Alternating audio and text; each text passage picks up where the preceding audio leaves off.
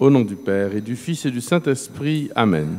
Je vous salue Marie, pleine de grâce, le Seigneur est avec vous. Vous êtes bénie entre toutes les femmes, et Jésus, le fruit de vos entrailles, est béni. Sainte Marie, Mère de Dieu, priez pour nous pauvres pécheurs, maintenant et à l'heure de notre mort. Amen. Notre-Dame de la Délivrande,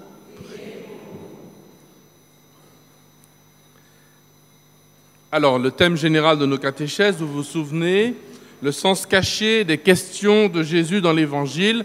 Et nous avons dit à la toute première catéchèse à quel point ces questions étaient importantes parce qu'elles révélaient un sens dans l'Écriture qu'il faut comprendre, une façon de lire l'Écriture, plutôt un esprit. Quand on entre dans la parole de Dieu, elle ne dit pas une chose, mais elle dit des choses. Et chaque mot de l'Écriture, disent les rabbins, ils ont raison, a 70 sens, 70 valeurs qui nourrissent la parole, qui nourrissent le cœur de l'homme. Et donc ces catéchèses de cette année vont essayer d'approfondir à travers justement les questions de Jésus. Rappelez-vous, Jésus au temple qui pose des questions. Et on me rappelait cette petite histoire que j'ai racontée la semaine dernière. Quand un petit chrétien rentre du catéchisme, sa maman lui dit « Est-ce que tu as bien répondu aux questions du prêtre ?» Mais lorsqu'un petit juif rentre du catéchisme, sa maman lui demande « Est-ce que tu as posé les bonnes questions ?» Et je crois que c'est quelque chose qu'il faut, quand on entre dans la Bible, il faut rentrer dans l'esprit sémite, dans l'esprit de nos frères aînés dans la foi que sont les Juifs, et se dire est-ce que j'arrive avec un cœur qui attend, un cœur qui désire, un cœur qui pose des questions. Voilà pourquoi, quand Jésus nous pose une question, cette question doit résonner dans nos cœurs en tant que question. Alors, la dernière fois, nous avons posé cette question. Qu'as-tu à regarder la paille qui est dans l'œil de ton frère ? Comment vas-tu dire à ton frère, laisse-moi ôter la paille de ton œil, et voilà que la poutre est dans le tien. Alors, à chaque fois, on va faire à peu près la même chose. On va dire, mais il y a une réponse évidente à la question de Jésus. Et ensuite, on va vraiment se poser la question en tant que question. Parce que souvent, les questions de Jésus, on les reçoit en tant qu'une affirmation. Par exemple, là, cette question qu'on vient de poser, question évidente, eh bien, ça n'a pas qu'à regarder haut. Qu'as-tu à regarder la paille dans l'œil de l'autre alors que tu as une poutre dans ton œil? Donc, réponse, ça n'a pas qu'à regarder haut. Ça ne te regarde pas, le problème de l'autre.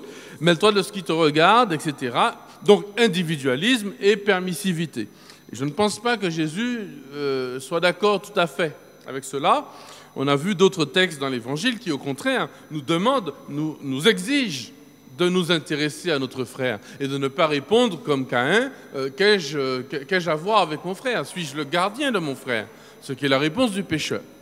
Donc la réponse évidente, surtout dans notre traduction, transcription mondaine, dans notre compréhension, on veut tirer Jésus à nous, surtout lorsque nous, on pourrait être un petit peu accusés par d'autres ou regardés, eh bien on dit, écoute, ne regarde pas la paille dans mon œil, regarde la poudre dans... ça n'a pas qu'à regarder, ouais, ça ne te regarde pas.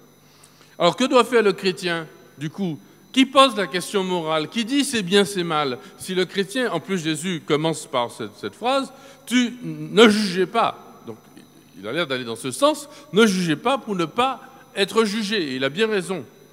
Or, le chrétien ne peut ni se taire face au mal, ni juger, c'est-à-dire s'imposer, se poser comme celui qui est au-dessus. Donc, que faire? Si je ne peux ni juger, ni me taire face au mal, eh bien, je vais m'exposer. Ni s'imposer, ni se taire, mais s'exposer, comme Jésus s'expose devant le Saint-Sacrement. Ça s'appelle le témoignage. Le chrétien, par sa vie, par son témoignage, y compris par sa faiblesse, justement, y compris par sa faiblesse, montre quel est le chemin que l'Esprit Saint, que le salut, que le Seigneur lui donne à voir. Voyez ? Donc déjà, on a avancé. Qu'as-tu à regarder? Justement, on s'est posé la question. Posons-nous vraiment la question. Comment puis-je regarder la paille qui est dans l'œil de mon frère puisque j'ai une poutre dans la mienne? C'est une vraie question que Jésus pose. C'est qu'il y a une réponse. Et la réponse, c'est l'humilité. C'est l'amour. Non pas la tolérance. Vous savez, la tolérance totale ou la tolérance zéro. Qu'est-ce qu'il faut choisir? La tolérance, on laisse tout faire. Est-ce que je peux faire ça devant mon conjoint, envers mon voisin, envers mon frère, mon prêtre? Est-ce que je dois entrer dans une sorte de tolérance où tout est tolérable? Est-ce que tout est tolérable? Bon. Donc, du coup, je dois rentrer non pas dans la tolérance, mais dans la bienveillance. La bienveillance, c'est ce qu'on s'était dit la dernière fois, c'est une façon d'aimer.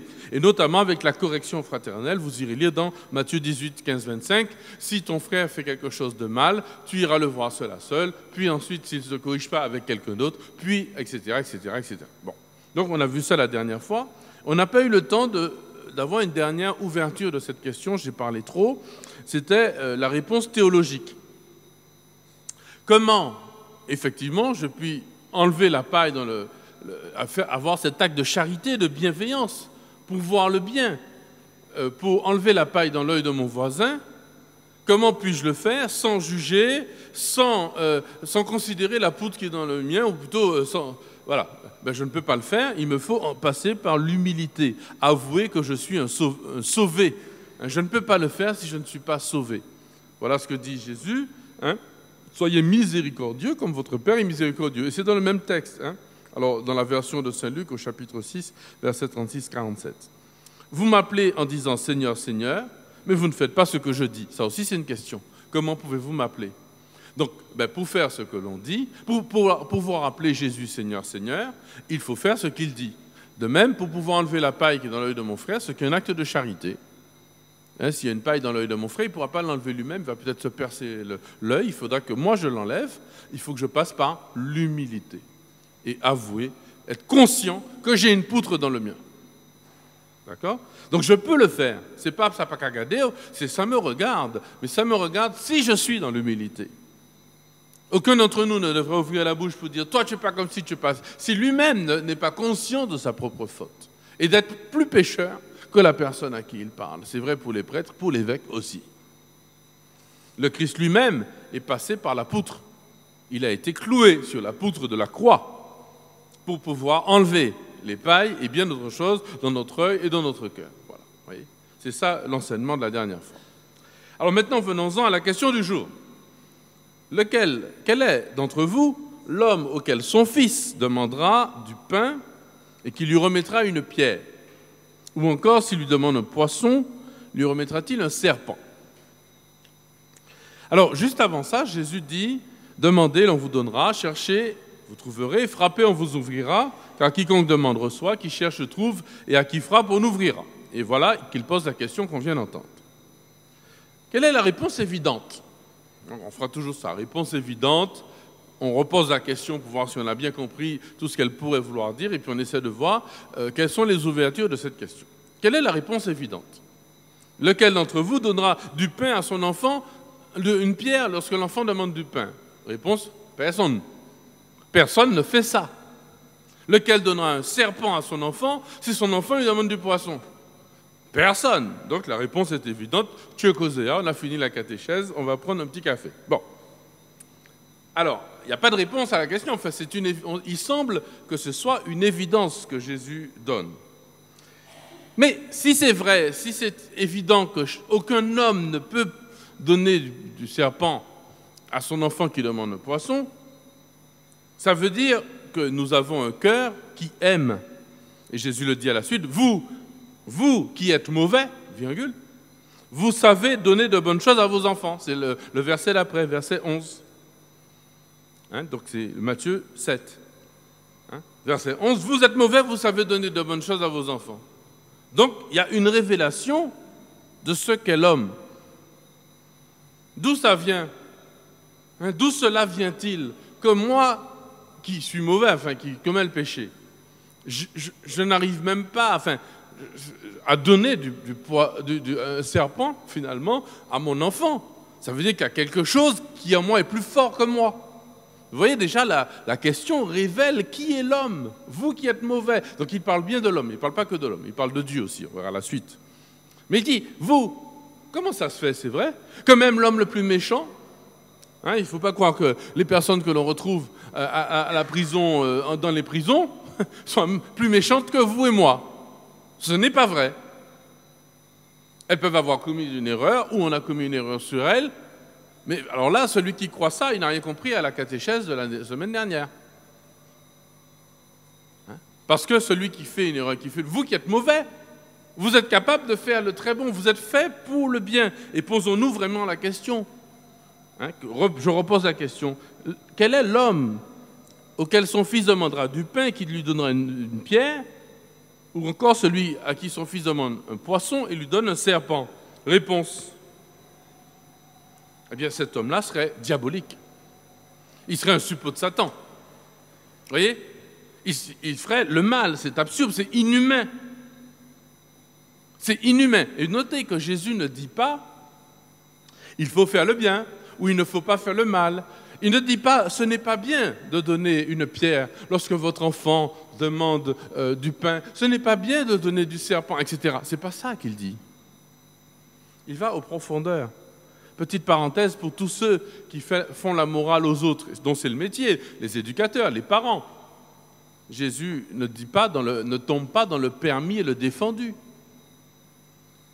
Il ne commence pas la morale quand on l'explique à des jeunes ou à des moins jeunes, à qui sais-je, en disant « ça c'est permis, ça c'est défendu ». Il commence par expliquer pourquoi c'est mal. Pourquoi? Parce que vous êtes fait pour le bien. Il dit « vous êtes fait ou vous n'êtes pas fait ». Vous ne pouvez pas, vous qui êtes mauvais, vous n'arrivez pas à donner un serpent à votre enfant qui demande du poisson. C'est-à-dire il y a une révélation profonde de ce qu'est l'homme. Une référence, une découverte de la dignité de l'homme, une référence à l'origine supérieure de l'homme. Il y a quelque chose en vous qui est plus fort que vous et qui est fait pour le bien. Voilà ce qu'il dit. Vous voyez la différence entre dire à quelqu'un « il ne faut pas que tu fasses ça » et lui dire « mais tu vaux mieux que ça. Ta dignité vaut bien mieux que ça. » Vous voyez la différence, c'est-à-dire la révélation de qui je suis. Vous savez, les jeunes qui aiment bien chanter là, « je sais qui je suis ». Et ils ont raison. Génération appelée à l'excellence, etc. Ils ont raison. Si tu sais qui tu es, tu ne vas pas te dégrader. Si au lieu de dire à une fille, c'est pas comme ça qu'on s'habille, etc., c'est pas ça qu'il faut lui dire. Ça ne sert à rien. C'est du permis et du défendu. C'est pas ça. Il dit, mais qui es-tu? Quel est le regard que tu portes sur ta féminité? Même chose pour un homme, pour un garçon qui va dans le mal, dans un trafic, dans une débauche. Ça ne sert à rien, maman, de dire à ton fils, il ne faut pas ceci, il ne faut pas cela. Tu dis, mais qui es-tu? Quel est le regard? Quel est le regard qu'on porte sur toi? Quel est le regard ceux qui t'entraînent ou qui te veulent très bien, le monde, etc. Quel regard ils portent sur toi? Est-ce que c'est bien ça que tu considères? Est-ce que tu n'es qu'une machine à ceci, à cela, à sexe, à débauche, etc. ou à consommation? Et même chose pour tous les gens qui n'arrivent pas de consommer. Quel est le regard que le monde pose sur toi et quel est l'autre regard qui se pose sur toi, celui de Dieu justement, et quel est le regard que tu poses sur toi? Qui es-tu? Et là, on trouve enfin la liberté. Et cherchez d'abord le royaume de Dieu, tout le reste est donné par-sur quoi? Voilà la source même de la morale. Vous voyez, la question de Jésus, elle n'est pas simplement pour dire, personne ne fait ça, bon, etc. Non, ou qu'il ne faut pas, non, il révèle la dignité. Quel est l'homme qui ferait ça? Mais si je ne le fais pas, c'est qu'il y a en moi une source jaillissante. C'est que j'ai une dignité incroyable. Il y a une origine supérieure, vous savez, la fameuse phrase de saint Augustin que je cite à toutes les catéchèses, que vous devez connaître par cœur, il faut la connaître par cœur. Tu nous as fait pour toi, Seigneur, tu nous as fait pour toi, et notre cœur est sans repos tant qu'il ne demeure en toi. Quand je me fais mon petit repas, j'aime bien faire ma petite cuisine moi-même, je mange beaucoup mieux. Je me mets devant mon plat, maintenant je fais un petit poisson grillé et tout, puis je mets le petit poisson là devant moi, et je dis, je t'ai fait pour toi, cher poisson, et tu seras sans repos tant que je ne t'ai dévoré.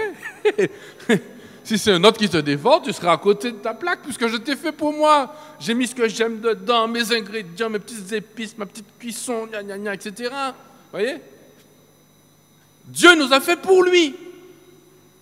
Et ce n'est pas un acte d'égoïsme de sa part, mais au contraire de pur amour et de pure générosité. Nous sommes faits pour Dieu. Je suis fait pour Dieu. Je sais qui je suis. Tu nous as fait. Et quand il dit quel est l'homme qui donnerait un serpent, aucun. Seigneur, je ne le ferai pas moi. Et pourquoi je ne le ferai pas? C'est une révélation de la nature, de l'origine, de l'homme fait pour le bien. Jésus met l'homme en face de lui-même. Qui es-tu? Qui es-tu pour justement ne pas être capable de donner une pierre à ton enfant qui te demande du pain? Qui es-tu? Ou plutôt, qui choisit le bien et le mal? Es-tu fait pour manger toi-même l'arbre de la connaissance du bien et du mal? Ou plutôt, quand tu es capable de donner à ton enfant, de faire le mal à ton enfant ou aux générations qui suivent, ou à ton frère, quand tu es capable de faire le mal, qui sers-tu? De qui deviens-tu le fils? De celui qui a dit, allez manger l'arbre, du fruit de l'arbre, pardon, de la connaissance du bien et du mal. C'est-à-dire que quand toi-même tu décides ce qui est bien et ce qui est mal, donc à ce moment-là, posons-nous la question, pourquoi pas donner quelle est la raison que j'ai de ne pas donner un serpent à mon enfant qui lui demande du poisson? Mais c'est ton enfant. Ah oui, mais ça a beaucoup. Et alors? Ça vous paraît fou? Ça vous paraît fou ce que je dis là, n'est-ce pas? Aucun homme ne donnerait un serpent, aucune femme, un serpent à son enfant. Pourtant, beaucoup ont été capables, et je ne pense pas que ce sont les plus mauvaises personnes, je le disais tout à l'heure, que moi, ont été capables de supprimer un petit être dans leur sein parce que sa naissance gênait. On a donné la non-existence, la suppression, la mort à cet enfant qui demandait la vie. Quelle différence entre lui donner un poisson, un serpent lorsqu'il demande un poisson, ou une pierre lorsqu'il a faim et qu'il demande du pain. Et à côté de nous, pas loin d'ici, des hommes et des femmes, et sans se rendre compte, pour la plupart d'entre eux, de l'acte qu'ils posent, sont capables de donner un serpent à cet enfant qui demande la vie, qui demande un poisson pour vivre. Le poisson étant le signe de la vie. Et nous en sommes capables. Notre société en est capable de le faire. Mais qui sert-elle? Qui est-elle? Parce qu'elle a mangé du fruit de l'arbre, c'est-à-dire de la connaissance du bien et du mal. Elle a décidé de choisir elle-même le bien et le mal. Et à partir de ça, comme elle a décidé de choisir elle-même le bien et le mal, en disant « je suis libre », je ne suis plus dans la filiation divine. Vous voyez, ce n'est pas tellement une question « c'est pas bien, c'est permis, c'est défendu ». Le bien et le mal, mes enfants, il n'est pas inscrit dans une des tablettes de la loi à l'extérieur de nous, il est inscrit en nous.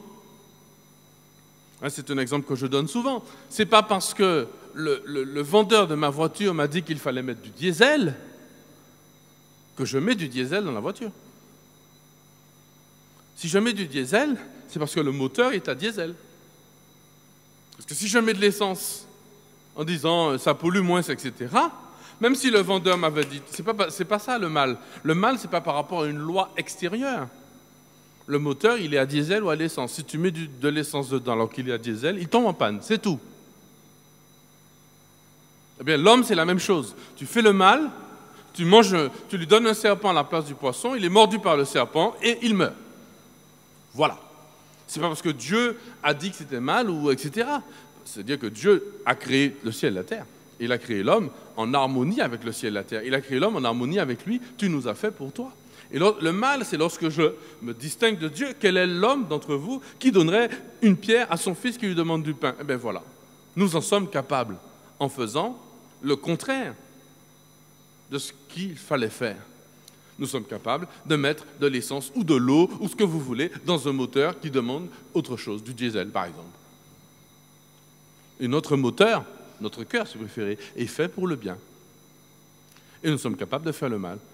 Et là c'est un grand mystère. Alors, d'où cela vient? De ce qu'on appelle la nature. Notre nature qui a été créée par Dieu. D'ailleurs, petite parenthèse, si nous sommes capables d'avoir des droits de l'homme, il y a des droits de l'homme et du citoyen. Eh bien justement, remontons. Les hommes naissent égaux, etc. Sortons de la Bible, allons au droit de l'homme. On a le même principe. Il n'y aurait pas de droit de l'homme si l'homme n'avait pas une nature. C'est-à-dire quelque chose qui est vrai tout le temps, vrai et bon pour lui, ou mal tout le temps pour lui. Dans ce cas-là, on ne peut pas avoir de droit de l'homme s'il n'y a pas une nature humaine. Mais s'il y a une nature, c'est qu'il y a un Dieu. Car la nature, elle vient de quelqu'un. Si je reprends mon exemple, j'espère que je ne suis pas trop compliqué, eh bien, le moteur est à diesel parce qu'il y a un ingénieur, puis un technicien qui a fabriqué, qui a conçu, puis un technicien qui a fabriqué ce moteur pour le diesel. Il ne l'a pas fabriqué pour l'essence. Dieu nous a créés avec une nature pour le bien. Si nous faisons le mal, cela nous détruit et nous tue. Alors, ce n'est pas pour rien aujourd'hui que nous choisissons le mal, mes enfants. il y a eu des penseurs, notamment un certain Jean-Paul Sartre, qui est le plus célèbre, avec d'autres, et qui est aujourd'hui le père spirituel de cette génération, qui ne croit pas qu'il y a une nature. Du coup, n'importe qui peut donner du serpent à celui qui demande un poisson, puisque c'est un acte de liberté. Écoutez ce qu'il dit, l'homme n'a pas de nature, puisqu'il est donc libre de se définir lui-même. Je peux décider où est le bien, où est le mal. Et c'est séduisant quand même de dire c'est vrai. Quelle affaire de Dieu, de parole de Dieu, de 10 commandements, de 5 commandements, de 14 commandements. Moi je décide ce qui est bien, ce qui est mal, selon mon bon cœur. Et notre société est une société avec plein de bonnes intentions. Et vous connaissez la suite, l'enfer est pavé de bonnes intentions. Parce qu'aucun de ces gens qui font le mal ou qui militent pour des choses qui sont contre nature, contre l'homme, aucun d'entre eux n'est une mauvaise personne plus que moi. Ils sont persuadés de faire le bien. Sauf qu'à un moment donné, l'homme qui veut faire le bien dit « je fais le bien qui est dans mon cœur » ou « je fais le bien que Dieu a mis dans mon cœur ». Et quand l'homme fait le bien qui est dans son cœur, Michel-Ange devant moi, il peut choisir un autre bien que moi. On n'est pas d'accord, mais ce n'est pas grave, moi je fais le bien. Je fais toujours le bien, puisque je suis le bien qui est dans mon cœur, et toi aussi. Mais on peut choisir des biens différents, mais il n'y a pas de nature humaine. Si tu bois du poison, tu mourras, et moi aussi. Même si je pense que c'est une bonne chose. Donc entendez ce qu'il dit pour aller plus loin. Il n'y a pas de nature humaine, puisqu'il n'y a pas de Dieu pour la concevoir. L'homme n'est pas de toute éternité dans l'esprit d'un Dieu créateur, comme l'idée d'un objet technique, comme un coupe-papier dans l'esprit d'un artisan. Dieu, pour lui, il n'y a pas de Dieu qui a pensé l'homme et qui l'a fait selon une nature. Au contraire, aucune norme transcendante, aucune loi n'indique à l'homme ce qu'il doit faire. L'homme est libre, il est liberté, et il n'est rien d'autre que ce qu'il fait. Tout est culture, pour lui, l'homme se construit. Je suis un homme, eh bien non, si j'ai envie de devenir une femme, c'est mon droit, et vous devez tous le reconnaître, je suis une femme, etc. Vous voyez, on n'a pas à m'imposer aucune norme, et surtout même la nature n'a pas à m'imposer une norme. Nous sommes comme des dieux. L'esclavage aux Antilles. Pourquoi l'esclavage serait mal si la majorité pensait que c'était bien? L'euthanasie, l'avortement, l'inceste. Qu'est-ce qui fait qu'à un moment donné, je dis ça c'est bien, ça c'est mal? Ouvaisiez-moi, Jésus vini pour ça, aidez-moi. On chantait ça avant, on chante plus ça seulement, c'est plus à la mode. Ouvaisiez-moi, pour moi ça ouais, ça qui bien, ça qui mal. En fait, pour que je sache voir qui je suis, quel homme donnera d'une pierre à celui qui demande du pain à son enfant? GPA, PMA, ça se discute, mais c'est pour le bien des gens, ils ont envie d'un enfant. Et c'est vrai, c'est toujours pour le bien. Oui, mais à quel moment je passe un cap? Qui dit que c'est bien et que c'est mal? C'est l'homme, c'est chacun. Chacun décide de son propre bien, mais on voit la situation. Du coup, si j'ai envie d'écraser, si nous sommes dans une société où on décide qu'on va frapper les femmes, est-ce que ce serait une bonne chose? Même si tout le monde dit oui, les hommes et les femmes. Voilà, c'est nous qui décidons, d'après Sartre, l'homme est liberté, c'est lui qui décide ce qui est bien, ce qui est mal. Il n'y a pas de Dieu, il n'y a pas quelque chose qui est au principe. Donc, réponse théologique pour finir, à la question de Jésus. Quel est l'homme auquel son fils demandera du pain et qui lui donnera une pierre? Ou encore, s'il lui demande un poisson, lui donnera un serpent. Et il rajoute, si donc vous qui êtes mauvais, vous savez donner de bonnes choses, combien plus votre Père, qui est dans les cieux, en donnera-t-il de bonnes? D'abord, première chose, première révélation à travers cette question, il y en a d'autres certainement, l'homme est à l'image et à la ressemblance de Dieu. Ce n'est pas un scoop, mais par rapport aux thèses qui justifient toutes les bêtises de ce monde, et ce monde qui va mal et qui va à sa perte, avec de bonnes personnes et de bonnes intentions. C'est que ce monde a oublié que l'homme est à l'image et à la ressemblance de Dieu. Et aucun d'entre nous, s'il est au plus mal de sa vie, s'il se ressouvient, s'il fait l'expérience qu'il est à l'image et à la ressemblance de Dieu, il relèvera la tête. Le fait d'avoir une nature créée à l'image de Dieu, c'est ce qui anoblit l'homme. Pourquoi l'homme cherche le bonheur, dit saint Augustin, s'il ne le connaissait déjà? Tous nous avons été heureux autrefois dans cet homme qui le premier se rendit coupable du péché. C'est-à-dire, il veut dire, nous avons une nature qui qui est faite pour le bonheur, celle d'Adam qui a été gâchée, mais avant d'être gâchée par le péché. Nous sommes tous morts en lui et maintenant nous sommes nés misérables. Mais sinon, avant cela, nous avons éprouvé le bonheur. Nous l'avons aimé, nous l'avons désiré. La nature de l'homme, elle est décrite dans les 10 commandements. Je suis fait pour adorer Dieu seul. Je suis fait pour rendre un culte spirituel à Dieu. Je suis fait pour louer son saint nom, pour faire mémoire de lui. Je suis fait pour honorer mon père et ma mère. Ça fait partie, c'est inscrit en moi. C'est pas parce que c'est inscrit sur les tables, c'est inscrit en moi. Si je déshonore mon père et ma mère, même si j'ignore les 10 commandements, je ne pourrai pas être un homme pleinement épanoui et avoir de longs jours devant moi. Construire une société. Je suis fait pour respecter la vie humaine, pour respecter le mariage, la justice, la vérité, pour me respecter moi-même. Dans le Concile Vatican II, Gaudium et Spes, la reconnaissance de Dieu ne s'oppose en aucune façon à la dignité de l'homme, puisque cette dignité de l'homme trouve en Dieu lui-même ce qui la fonde et l'achève. Lorsque je sais qui je suis, si je ne suis pas capable de donner un serpent à celui qui me demande un poisson, c'est parce que je suis fils de Dieu. Et même si je ne suis pas chrétien, le bien en moi, soudain, je dis, mais je désire le bien. C'est que quelqu'un a placé en moi ce désir. C'est ce que veut dire saint Augustin. C'est que je viens du bien parfait. Hein, rappelez-vous la grenouille dans le mixeur. Hein, je suis capable de faire du désordre. Mais quand tout est organisé, tout est beau. Deuxième question, qu'est-ce que Dieu? Non pas qui est Dieu. Hein.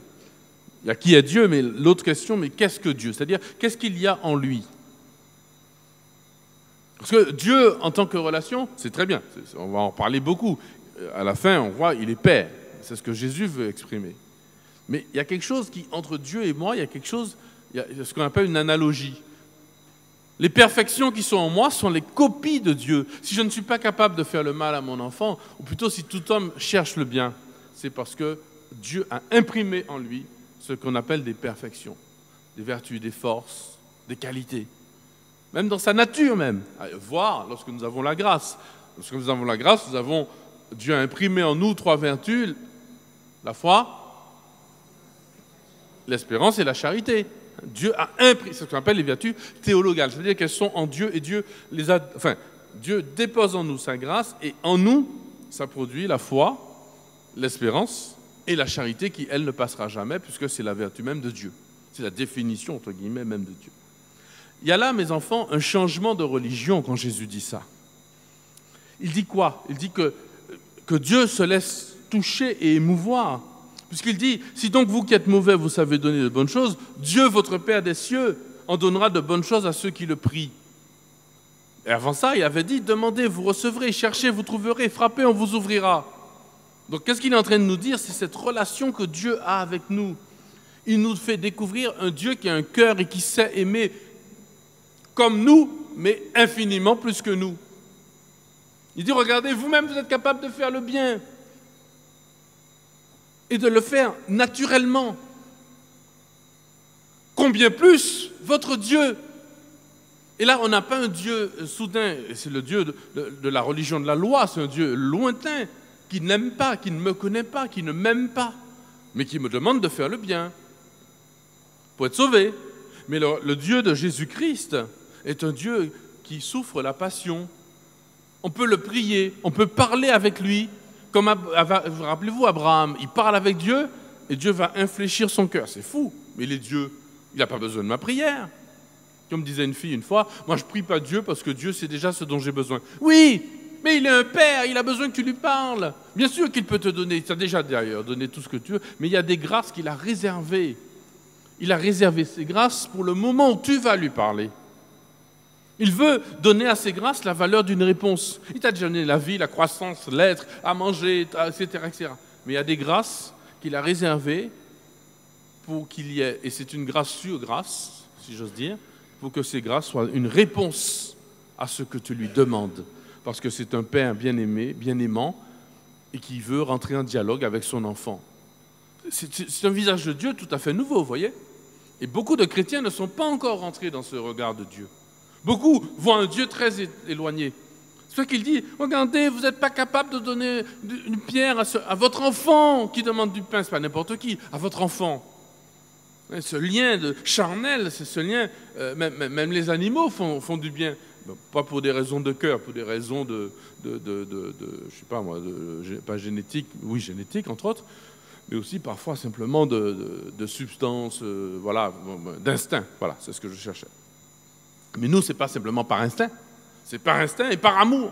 Et notre Dieu a une sorte d'instinct d'amour, notamment pour celui qui a faim, celui qui veut un poisson pour vivre. Dieu est attiré par notre péché, mes enfants, parce qu'il veut nous sauver. Et je vais finir par là, cette paternité divine. Et il continue un peu plus loin. Il dit, ne vend-on pas 2 passereaux pour un as, c'est-à-dire pour une piécette. Il dit, même les petits passereaux, les petits oiseaux arrivés là, ils vaut quelque chose. Et toi, vous valez une multitude, chacun d'entre vous vaut une multitude de passereaux. Ça, c'est une autre question. Ne vend-on pas 2 passereaux pour un as? Oui, eh bien toi, tu vaux plus, 1000 fois plus. Chaque chose a du prix. Dieu veille sur nous. Dieu veut que l'on le prie, un dialogue avec Dieu. Voyez, il faudrait parler de l'intercession, mais là, je crois que l'heure est passée, donc je conclue. Il nous révèle donc un Dieu sauveur. Et il y a une autre question qu'il pose, que j'ai relevée dans ce domaine de la providence dont je parle aujourd'hui, c'est quand Jésus arrive chez Lazare, qui est mort, enfin Marie et Marthe, et dit « Où l'avez-vous mis ?» Il y a un parallèle entre le « Où est Lazare ?» et « Adam, où es-tu » Adam est caché. Adam, où es-tu? Il est caché. Lazare est mort. Lazare, où es-tu? Et chacun d'entre nous a un prénom. Où es-tu? Dans ton péché, dans ton mal, dans tes souffrances. Où es-tu? Caché. Et on voit ce Dieu qui vient à la recherche. Ce Dieu plein d'amour, lequel d'entre vous n'irait pas chercher son enfant qui va mal? Eh bien, c'est pareil pour votre Dieu. Voilà la réponse de Jésus. C'est un Dieu qui va tout faire pour sauver l'homme. C'est notre Père. C'est notre Père. Notre secours est dans le nom du Seigneur.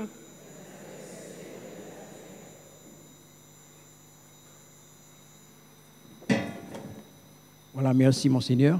Nous allons donc passer maintenant à la distribution des feuillets pour que vous y notiez les questions que vous voulez poser à Monseigneur. Et pendant ce temps, Tony et Maggie nous entraînent dans un petit chant de louange.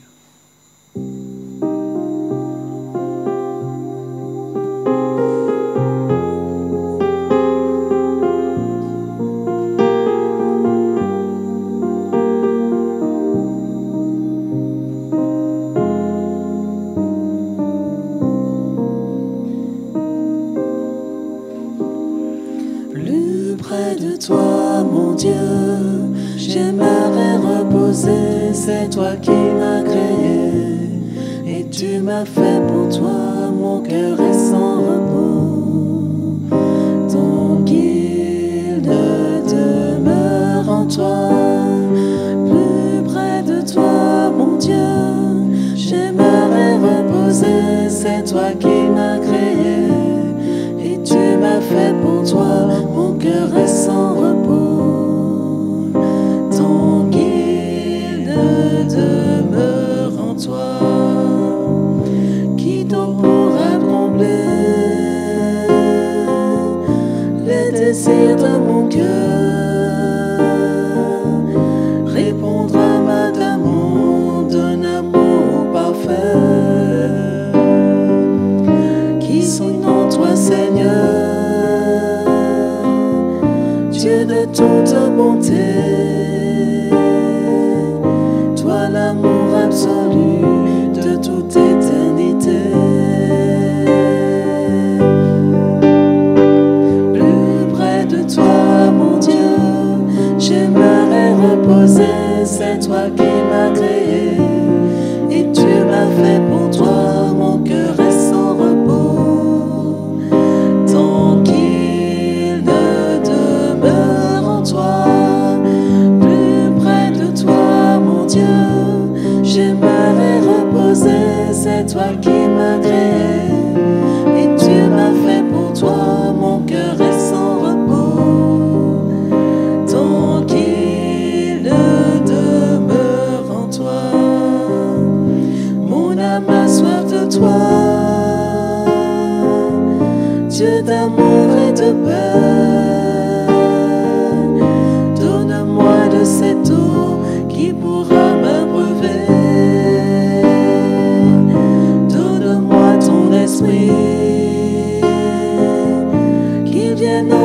Seigneur. Moi je t'offre mon cœur pour qu'il soit ta demeure.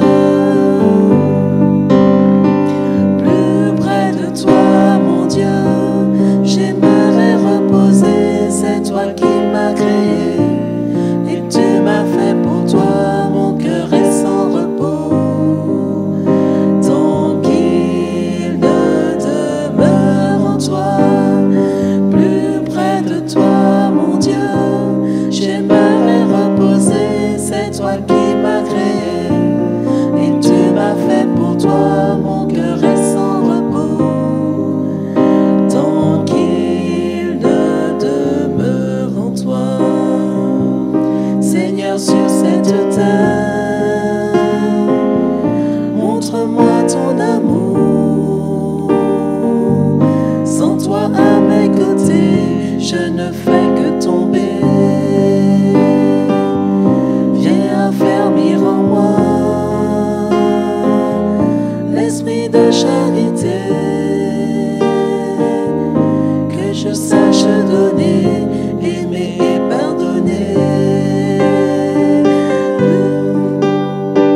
Plus près de toi, mon Dieu, j'aimerais reposer. C'est toi qui m'as créé et tu m'as fait pour toi. Mon cœur est sans repos tant qu'il ne demeure en toi.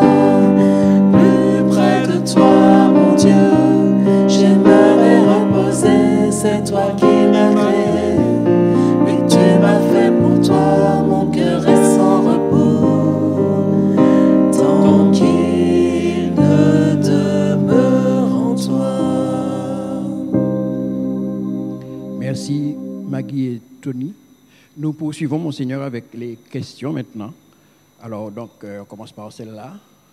N'y a-t-il pas dans l'Évangile, selon saint Matthieu, du jour, une articulation avec les concepts de moralité, liberté et conscience chez l'homme? Justement, on a dit que les questions de Jésus, on va essayer tout au long de l'année d'utiliser ces questions, de rentrer dans la logique de ce questionnement de Jésus pour aller plus loin. En se disant, s'il y a une question, c'est qu'il y a une multiplicité de sens. Oui, bien sûr, Jésus nous interroge, comme je disais dans la catéchèse tout à l'heure, il met l'être humain face à lui-même. Qui es-tu? Quel est l'homme parmi vous qui posera un tel acte? Aucun. C'est pas si sûr que ça à cause du péché, justement. Mais a priori, quand on y pense comme ça, aucun homme personnellement que je connais, personne n'a envie de donner un serpent à son enfant qui lui demande du poisson. Mais par contre, nous le faisons quand même, à cause du péché, de la tentation, etc. Mais il interroge la conscience profonde. Voyez, quand je rencontre quelqu'un qui est un pécheur, qui a commis un péché, quel qu'il soit, voilà, des erreurs, c'est-à-dire nous tous finalement, ou de grosses erreurs, de grosses fautes, eh bien, je ne peux pas dire que cette personne a une plus mauvaise conscience, en tout cas a un désir du mal naturel, ça n'existe pas. C'est ça la beauté que je voulais révéler à travers cette question, c'est en fait, mes enfants, nous avons le désir du bien. Qui sommes-nous, pour reprendre la question de la semaine dernière, pour aller juger quelqu'un? On ne peut pas dire de quelqu'un qu'il est un voleur. On peut dire de quelqu'un qu'il a volé. On ne peut pas dire de quelqu'un qu'il est un menteur. On peut dire de quelqu'un, oui, celui-là, il a menti une fois, ou 2 fois, ou 10 fois. Mais on ne peut pas dire c'est un menteur. Ça n'existe pas. Vous voyez? C'est un méchant. Non, c'est quelqu'un qui a commis une méchanceté ou qui me veut du mal. D'accord. Mais on ne peut pas réduire, c'est-à-dire ça s'appelle un jugement. Vous préférez une malédiction. Jésus ne nous le permet pas. Et il sait pourquoi. Parce que chacun d'entre nous peut avoir la même accusation. Qui es-tu? Lequel? Quel est parmi les hommes que je déteste ou qui m'ont fait du mal? Personnellement, merci Seigneur, j'en ai pas. Enfin, mais est-ce que je peux dire d'un tel ou d'un tel que oui, il donnerait un serpent à son enfant tellement il est mauvais? Non, cette personne-là fait du bien aussi à son voisinage. Donc, il lui arrive de faire du mal, mais moi aussi. Qui suis-je pour le juger? Donc ça, c'est la question précédente, mais c'est en lien. C'est pour ça que j'ai choisi les 2 questions l'une après l'autre. En Genèse 1, 27, il est écrit que Dieu créa l'homme à son image. Pouvons-nous affirmer pour autant que qui a vu l'homme a vu Dieu? que chaque être humain connaît Dieu, qu'il en ait conscience ou pas. Oui, d'une certaine façon. C'est ce que nous croyons dans l'Église. Nous croyons que tout homme a, et c'est un peu ce que Jésus veut dire, hein, tout homme a en lui une trace divine, une semence de Dieu. Personne, et notre but quand on est chrétien, c'est cette curiosité-là, hein, qui n'a rien à voir avec le macrélage, hein, cette curiosité de chercher en chaque homme, même le plus abject à nos yeux, de chercher en chaque homme cette étincelle divine, parce qu'elle est présente. C'est une question de foi. Il y a dans chaque homme cette étincelle, chaque femme, cette étincelle qui lui permettra de faire le bien et qui ne demande qu'une seule chose, c'est à embraser le feu de son être. Parce que, de toute façon, si nous ne croyons pas ça pour quelqu'un, en fait, d'abord c'est un blasphème contre Dieu. C'est-à-dire que nous disons que quelqu'un échappe totalement à la miséricorde de Dieu et à son influx créateur. Et ensuite, ça veut dire que moi aussi, on peut dire la même chose de moi. Et c'est le jeu de Satan aujourd'hui, de nous faire ranger les hommes entre les bons et les méchants. Même Caïn, qui a tué son frère, Dieu ne l'a pas condamné à la mort, il l'a même protégé pour qu'il puisse avoir une chance de s'en sortir.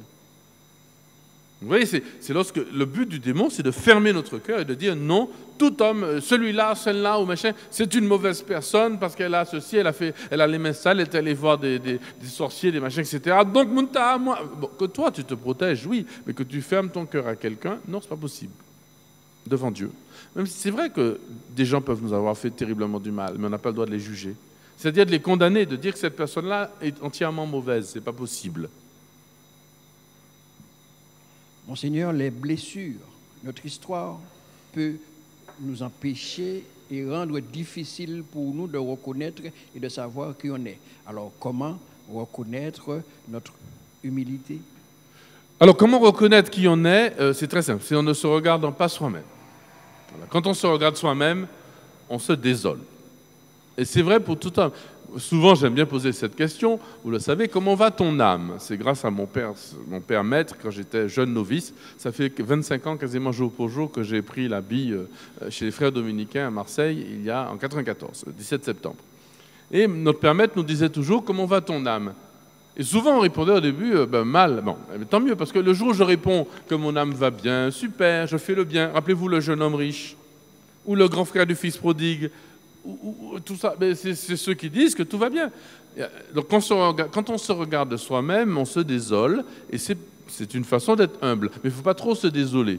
Pour ne pas se désoler parce qu'on a été attaqué, parce que je disais tout à l'heure que les méchants absolus, ça n'existe pas, mais la méchanceté, ça existe quand même. Hein. Le mal existe, etc. Bon, le mensonge aussi. Hein. Parce que je ne peux pas enfermer quelqu'un dans son... Mais moi, parfois, j'ai été blessé, je ne vais pas bien, ou j'ai fait le mal. Comment faire pour se découvrir dans cette dignité de fils de Dieu? C'est très simple, c'est de regarder Dieu. Mais tournez-vous vers lui. Qui se tourne vers lui resplendira sans ombre ni trouble au visage, dit la parole de Dieu.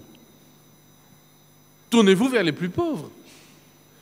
Un acte de charité, dit la parole de Dieu, couvre une multitude de péchés. Quand tu aurais commis tous les péchés, dit Thérèse de Lisieux, va te jeter dans les bras de Jésus. Eh bien, va te jeter dans les bras d'un pauvre. Donne-toi à des plus faibles. Et si tu as commis les actes les plus abjects de la terre, ton cœur se purifiera. Tourne-toi vers le Seigneur, lis la parole de Dieu, prie, loue.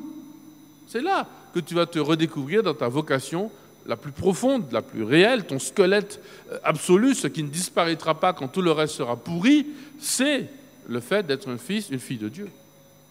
Une question qui va sûrement vous intéresser, Monseigneur. Qu'est-ce que la gourmandise spirituelle? Comment puis-je discerner que je suis tombé dans le piège de la gourmandise spirituelle? Alors, au sens négatif, la gourmandise spirituelle, c'est... certes, le Seigneur donne des consolations, mais qu'est-ce qu'on aime? C'est les consolations ou le Seigneur? C'est ça. Si je vais chez ma grand-mère qui prépare de bonnes tartes... à quoi? Au titiri. Non, je n'ai jamais vu de tarte au titiri, donc on va dire au lambi. Est-ce que je vais manger les tartes au lambi ou je vais voir ma grand-mère? Le jour où il n'y a plus de tarte au lambi. Le jour où il n'y a plus de lambi. Plus de tarte, qu'elle est malade, voilà. La gourmandise spirituelle, c'est lorsque je confonds à un moment donné les grâces que le Seigneur me donne et le Seigneur lui-même. Attention. Les consolations. Imagine que ça me fait du bien de louer. J'ai bonne conscience. Je loue. Je suis tout le temps dans une louange, etc. Ça me fait du bien. Mais est-ce que, après tout, celui qui va faire du football aussi, ça lui fait du bien. Il peut te dire, mais moi, c'est le football qui me fait du bien. Toi, c'est la louange. Ok, c'est la même chose. 50-50. Parce que c'est le Seigneur. Et quand je passe une période d'aridité spirituelle, où je ne ressens plus les choses, les membres du renouveau charismatique, on a souvent, à tort d'ailleurs, reproché aux membres du renouveau charismatique de ne rechercher que le merveilleux. Mais le Seigneur n'attire pas des mouches avec du vinaigre. Donc il va mettre du miel. Il y a des grâces, il y a des guérisons. On en a besoin. D'ailleurs, l'Église a trop souvent oublié cela. Mais en même temps, parfois, comme tout le monde, nous traversons des périodes de sécheresse où je n'ai pas l'impression que le Seigneur est là. Vous savez que Mère Teresa a vécu ça toute sa vie. Enfin, longtemps, pas toute sa vie, mais longtemps dans sa vie de sainte. Mère Teresa, elle a vécu dans ses écrits un désert spirituel total. Mais c'est le Seigneur qu'elle aime, pas les grâces. Donc la gourmandise spirituelle consiste à rechercher tout le temps des grâces nouvelles, des expériences spirituelles nouvelles, etc. Ce qui fait que des gens quittent l'Église, vont ailleurs, ils mâchent un petit coup à droite, etc. pour avoir cette expérience spirituelle. Les jeunes qui sont fragiles, les plus gourmands, ils vont sur Internet chercher des expériences spirituelles, en général démoniaques, et ils les trouvent. Et cette gourmandise spirituelle, alors, voilà, elle peut être très négative. Mais le Seigneur utilise aussi notre gourmandise pour nous nourrir naturellement, spirituellement aussi. Oui, une question.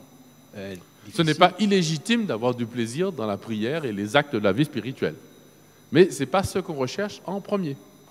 Pardon. Non, c'est moi. Nous avons déjà répondu quand même à 2 autres questions qui traitaient de comment sais-je qui je suis. Il y a celle-là qui demande est-ce que l'ignorance ne nous empêche pas de savoir qui on est réellement.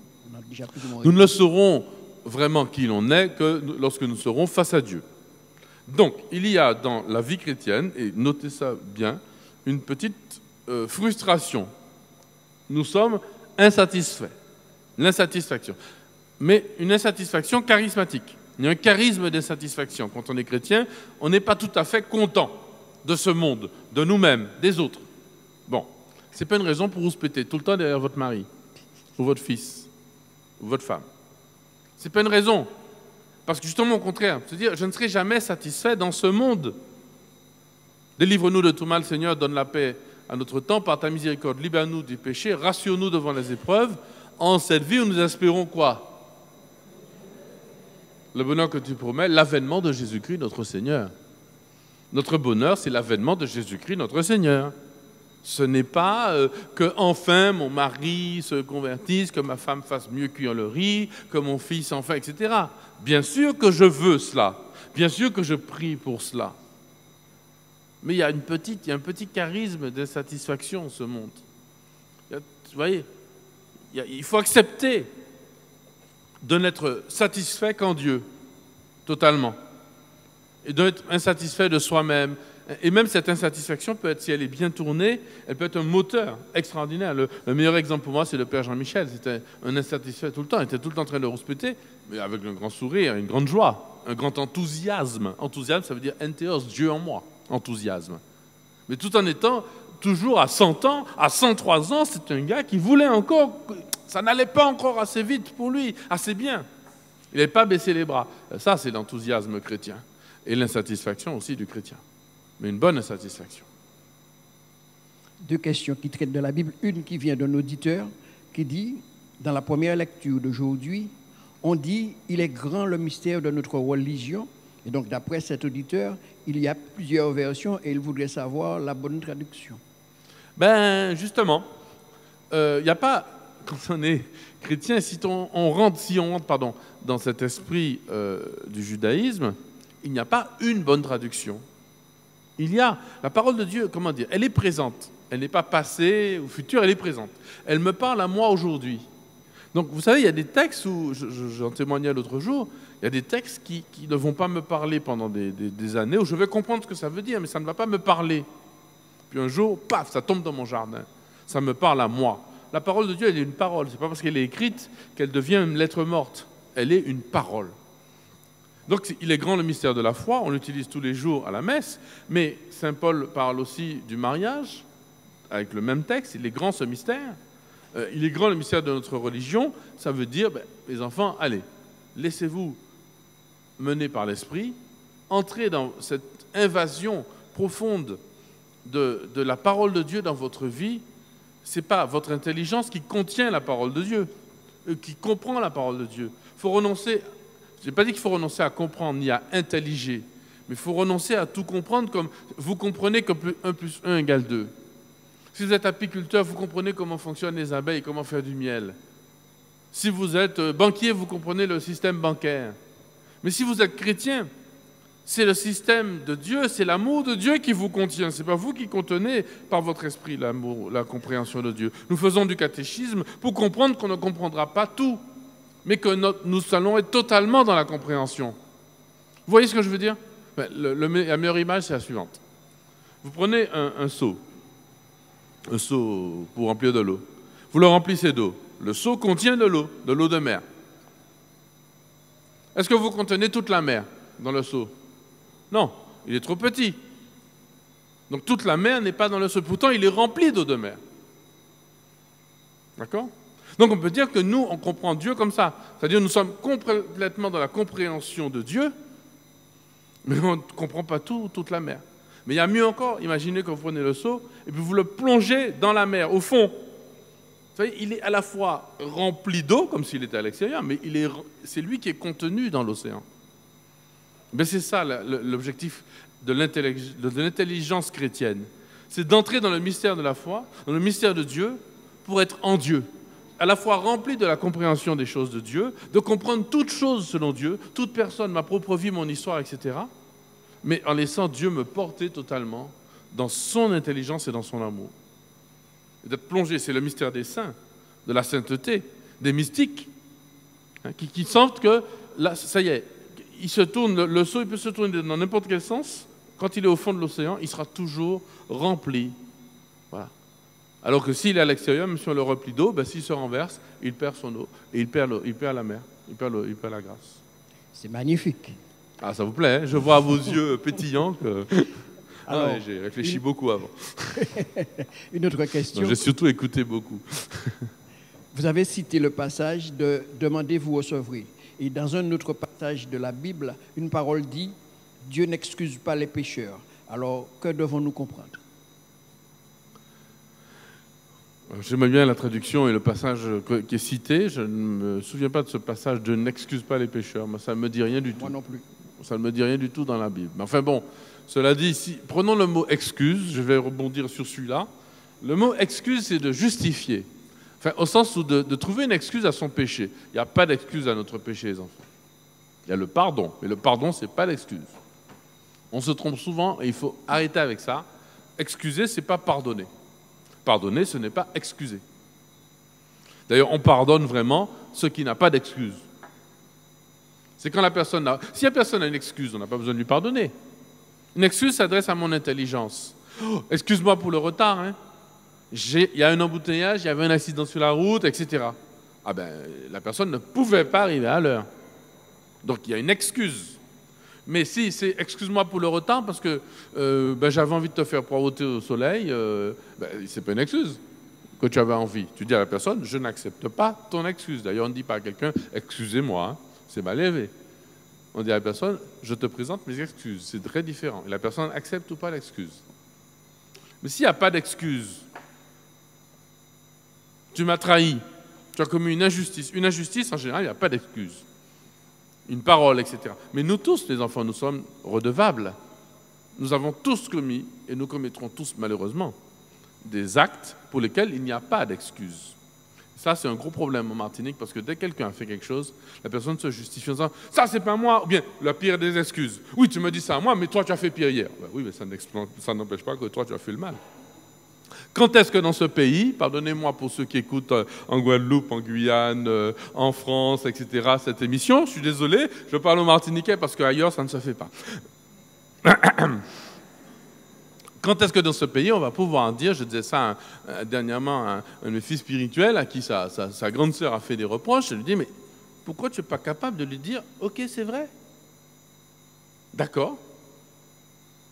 Ce que tu me dis est vrai. Non, c'est ah oui, mais tu ne vois pas que hier j'ai fait ça pour toi, tu ne vois pas qu'avant-hier j'ai fait ça. Oui, mais là tu as fait une erreur.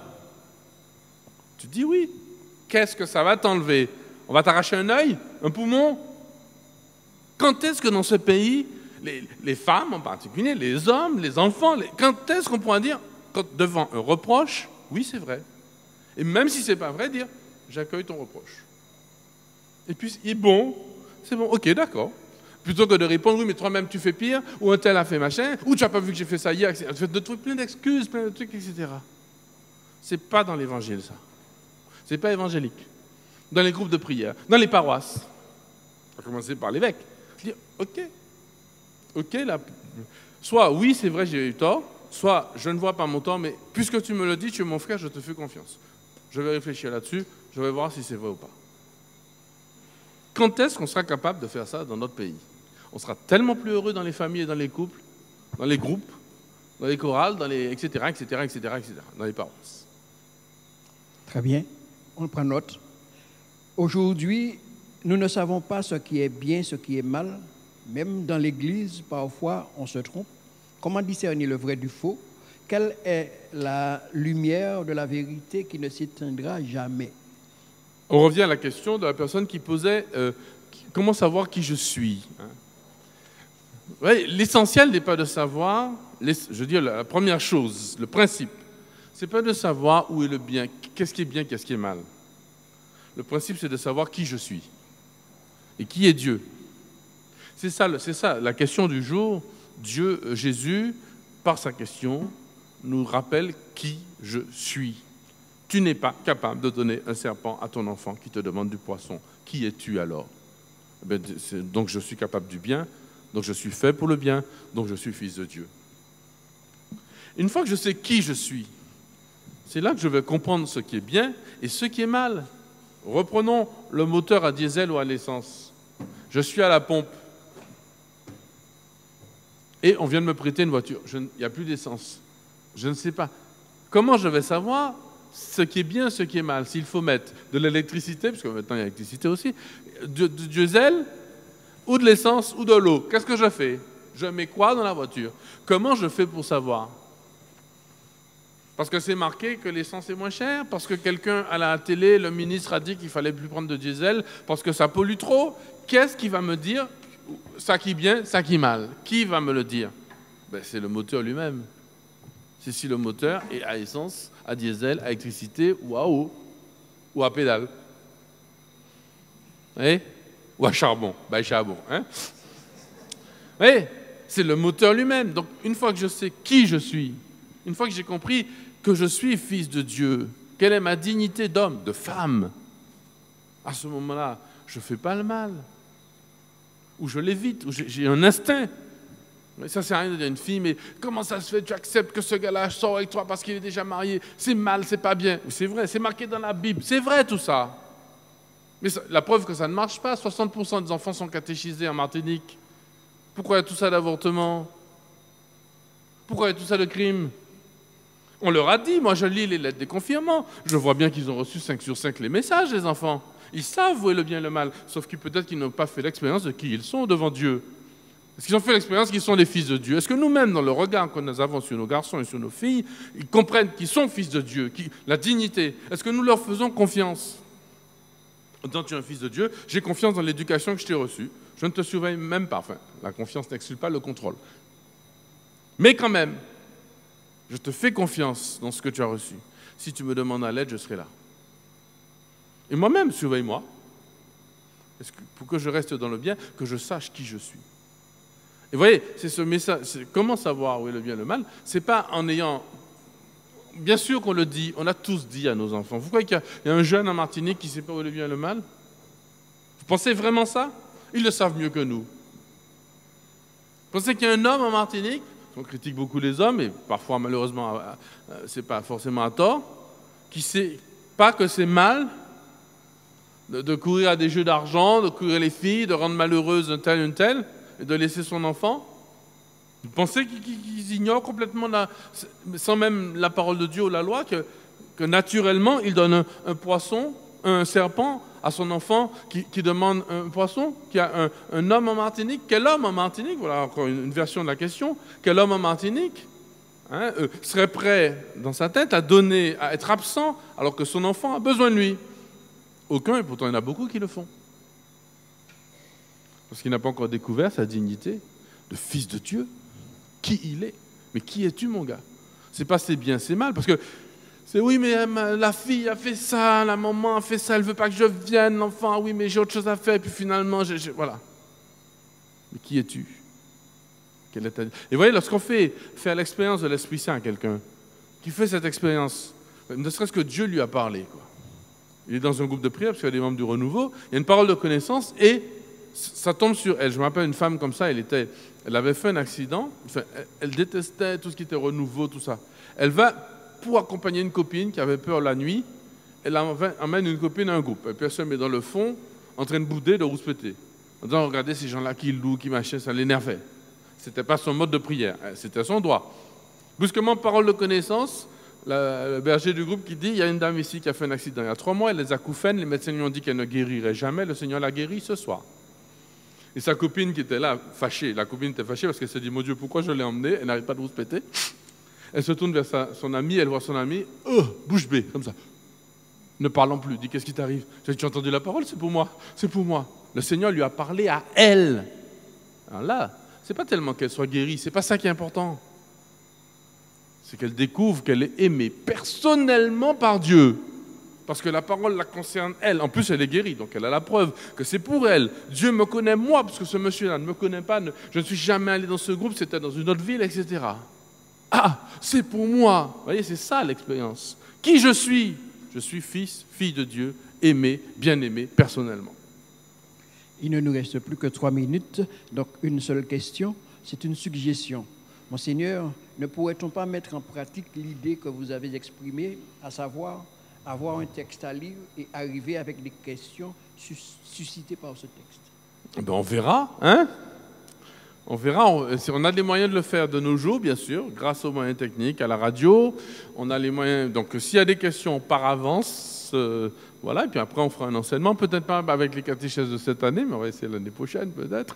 Donc, pourquoi pas de donner un thème, de dire vous réfléchissez, vous posez les questions à l'avance. Bon, ceux qui n'ont pas préparé, etc. Voilà, et puis ensuite, on fait un enseignement ou un témoignage. C'est ce que fait d'ailleurs Vie et Partage quand ils viennent ici le lundi. Hein, le texte est donné à l'avance et les frères et sœurs sont censés lire avant, pour ceux qui en font partie, et ensuite ils posent des questions ou ils témoignent de ce que le texte leur a dit. C'est une très bonne méthode. Donc, pour l'instant, on continue celle-là, et surtout que, comme je fais chaque année, on finira par ça, je prépare la catéchèse le matin ou l'après-midi même. Voilà, pour être bien prêt. Je ne prépare pas à l'avance pour être avec vous, pour être en communion, pour savoir ce que le Seigneur me donne dans ces catéchèses, même si les thèmes sont préparés à l'avance. Et donc, j'ai déjà toutes les questions jusqu'à la fin de l'année. Hein. Mais la préparation et la méditation de l'enseignement est faite dans la semaine. Donc, je ne fais pas avance. Donc, on pourrait très bien imaginer les questions de cette façon-là aussi. Ça va? Eh bien, on se confie à notre Seigneur.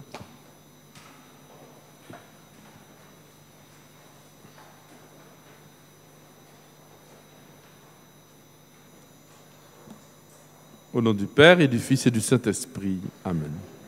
Notre Père, qui es aux cieux, que ton nom soit sanctifié, que ton règne vienne, que ta volonté soit faite sur la terre comme au ciel. Donne-nous aujourd'hui notre pain de ce jour.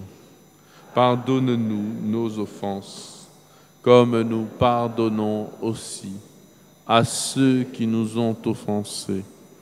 Et ne nous laisse pas entrer en tentation, mais délivre-nous du mal, car c'est à toi qu'appartiennent le règne, la puissance et la gloire, pour les siècles des siècles.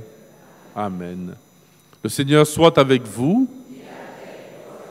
Que Dieu Tout-Puissant vous bénisse, le Père, le Fils et le Saint-Esprit. Bonne soirée à tous. Au revoir, la semaine prochaine.